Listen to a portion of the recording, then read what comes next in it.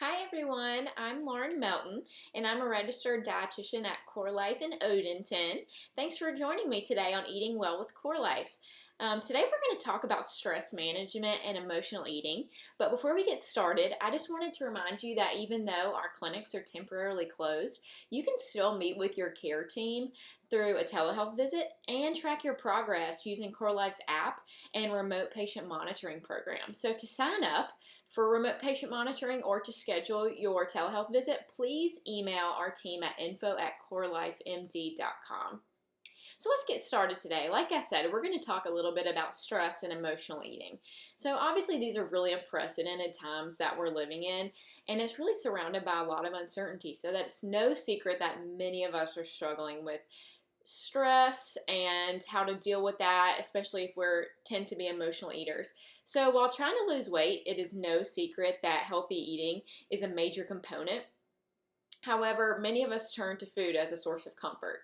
And additionally, with the social distancing guidelines in place, we're feeling really lonely and bored. I know I am, which can sometimes, for some of us, create feelings of anxiety and depression, which can ultimately lead to a lack of motivation to stay active. And then we tend to lean into eating as a sort of coping mechanism, right? So, whatever the motivation is behind stress and emotional eating, the end result is always the same. So you start out with these negative feelings that drove you to stress eat in the first place. And once you're done stress eating, those feelings are still there, but now you have that compacted guilt of the actual stress eating, and you kind of feel like you sabotage your efforts, which this can ultimately lead to an unhealthy cycle of the emotions that are triggering you to overeat, and then you beat yourself up for getting off track, so you eat again for comfort.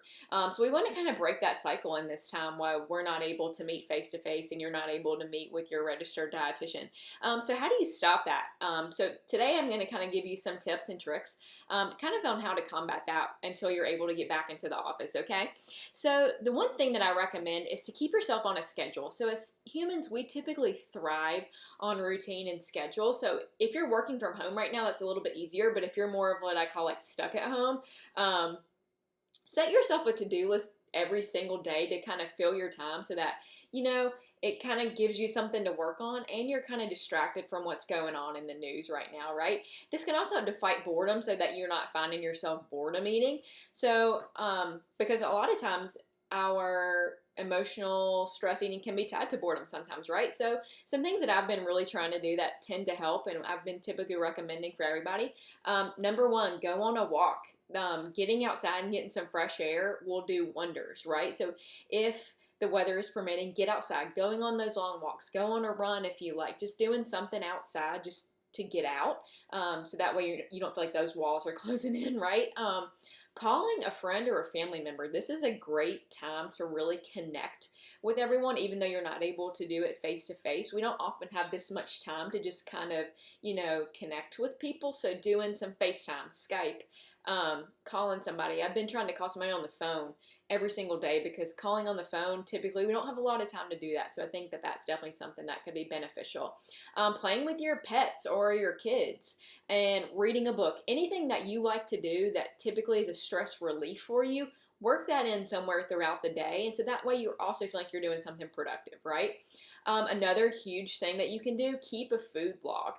We talk about this all the time at CoreLife, logging on CoreLife app, which I'm going to be talking about tomorrow if you're not already doing, so please tune into that, or MyFitnessPal, whatever you're logging on right now. This helps keep you accountable, helps you stay on track with your goals while we're not able to meet face to face, and it can also help you practice intuitive eating, which is a great habit to pick up. So asking yourself if you're really hungry or if you're just bored or emotional, things like that can really help keep you on track, okay? Exercise is another great thing, obviously, that we're hitting on. Getting outside again, aiming for 30 plus minutes a day or more. Right now, while you have that little extra time, aim for a little bit more. Nothing's gonna hurt you about getting a little bit of extra exercise. Trying yoga or meditation for stress management, just moving your body and practicing mindfulness can really help with that stress, right? Prioritizing sleep. So whenever you're not getting enough sleep, you've heard us talk about this before, cortisol levels just skyrocket, and that's your stress hormone, right? Which can help assist you in overeating, which we don't want to do, right? So most of us are not getting enough sleep at night. And like I said, it's not often that we get this much time to really just rest. So I really want you to work on prioritizing sleep during this time and aim to get that 7 to 9 hours a night so that your body is functioning to its optimal potential and helping your immunity. Okay, because we're all trying to stay healthy right now. Be realistic and forgiving with yourself. You're not going to be successful all the time at resisting everything. And now is not the time to try to resist all those favorite foods, but just be mindful, like I talked about. Try that intuitive eating. Forgive yourself if you tend to go overboard a little bit, which we'll talk about in a minute, but try to be realistic about your serving size and let yourself have those treats every once in a while. Keep your sanity. Because at CoreLife, we're all about, all foods can fit in moderation, but moderation is key, right? And a couple of other things I wanted to talk about. Take away the temptation. If you have a plate of cookies sitting on your counter and you're working at your counter every single day, the likelihood that you're going to pick up one of those cookies is real high. So why don't you try putting them in the or in the cabinet, where you can't see them, out of sight, out of mind, right? And put those healthy snacks like fruits and vegetables, nuts, some, yogurts and stuff like that. Put that at the forefront so that when you're going for a snack, that is what you see. And you're more likely to be successful that way, right? It's just psychological. And then when you do have those times, if you do have a binge or you tend to overeat, learn from your setbacks. We're not always going to be successful at everything in life, but where you are the most successful is when you learn from your failures, right? Or we won't even call them failures. We'll call them setbacks, right? So focus on the positive changes that you've made and continue moving forward. I tell almost everybody that I work with that the brain is a muscle, and the more you work it out, the stronger it's going to become. So if you can continue to, learn from where you came from and just try to do something 1% better every day, you are getting stronger and stronger. So learning from your mistakes and continue moving forward is only going to propel you into success. So I hope that gave you some insight on ways that you can deal with stress during this weird time. And so each day we'll end our chats with a challenge.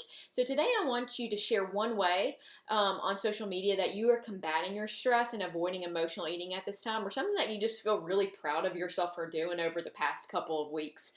So tag us on social media or comment below. In any capacity, we'll be checking these and kind of sharing some of them with the hashtag CoreLifeChallenge. We look forward to seeing all your responses. And I just really want to thank you for joining me today. So leave us your comments, questions, or just really any other topics you want to see here. Leave them in the comments below. Be sure to check out our other videos of cooking demos with Nick and fitness workouts with Corey. And we'll see you next time, CoreLife, and stay healthy. Bye.